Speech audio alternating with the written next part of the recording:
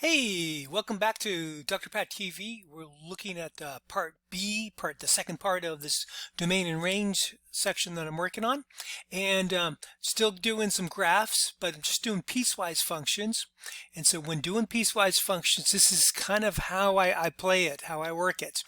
When I'm working with the graph, I'm looking for my farthest left point. I want to know where the graph starts, and then I'm going to find my farthest right point where the graph ends, and then if the graph skips any x values along the way by either holes or breaks and things like that. So I want to be checking those two things. So the domain for this one looks like I'm playing with a -5. I'm including that because of that full bracket, and then I'm going to end here at 5. And so that's now I got to be careful about something. I want to make sure that I take everybody in between, because I just noticed, like, oh dude, hey, did you notice this open circle right here? That means do not include. So for this section of the graph, it goes from -5 to -2, but does not include -2. However, look at the second part of this one here. This one has a full circle there, so that means it includes the -2. So that means I get the -2, so that's good. So even though these are, piecewise function, it's a break right here. What's happening is, because I get this filled in circle here, I get to include that value at -2. So that means I'm still kind of, in terms of domain wise, still going from -5 and taking everybody up. And the same thing happens here at 2. Here I do not include 2, x value of 2, but I do include the x value of 2 here. So that means I can still keep on going without any breaks or holes for the x values. So in terms of the x's, it's looking like we're taking everybody from -5 to 5, and because of the endpoints, we're going to include those x values as well. That's why I've got the square brackets. Let's go take a look at what the range does. Okay, so when we're looking at the range is the y values. Okay, so remember that. It's about the input. And domain, of course, was that x value. So I'll just put a little note right there. X is here. Y is down here at the range.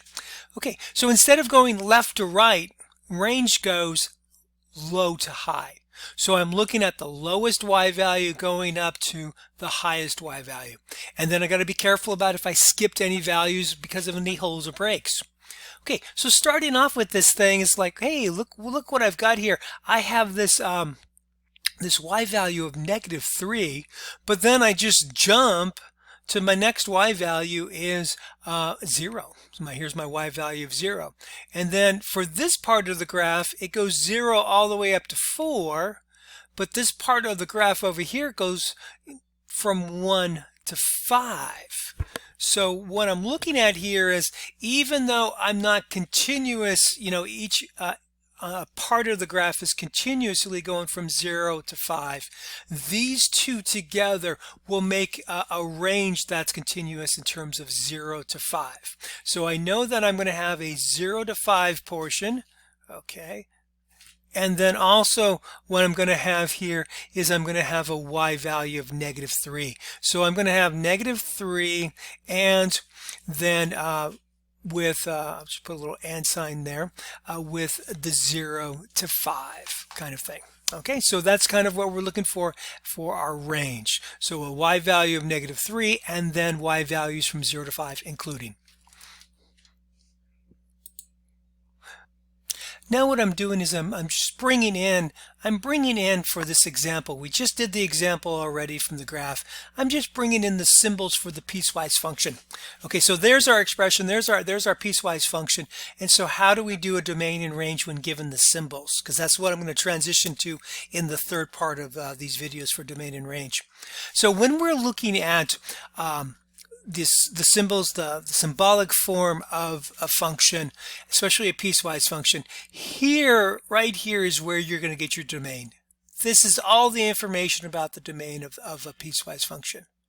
Okay, and so then you're just kind of looking at these inequalities.